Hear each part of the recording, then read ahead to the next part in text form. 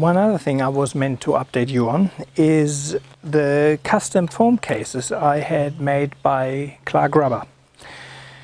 I purchased originally these cases for the Mavic, but it didn't really have enough space for enough batteries, and I needed a case for the Spark. I still had a Bunnings really craft right cage, which I still had and never used. So I went to Clark Rubber because I saw that they do actually custom foam cutouts. Look, not the cheapest because there's quite a bit of labor involved, but with the results I'm actually pretty happy. You have to leave all your stuff there, your drones, everything you want in there. But now with the Spark case I pretty much have space for the Spark, 1, 2, 3, 4, 5, 6 batteries all up. Then the controller, a phone.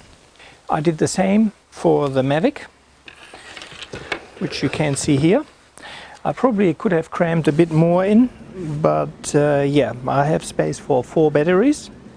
The controller, again the phone, a couple of cables and the feet and so on, and the Mavic.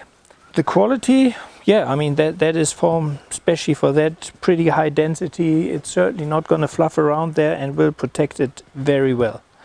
But because everything is hand cut here, as you can see, it's not a cheap option. I think labor-wise, it was 4 or 5 hours of work for both cases.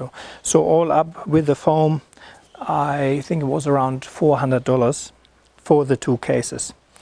But if you have time and yeah, would like to do it yourself, you can purchase the foam, and that's fairly cheap. The foam itself is maybe $30 for both, and then start cutting it yourself, which if I do it again I may give that a go, but they do not do it with heat. It is a special saw which pretty much cuts that. If I spend a day on it, really it's probably actually pretty similar in regards to hourly rates, letting someone else do it. Yeah, I like it so far. No problems with it whatsoever.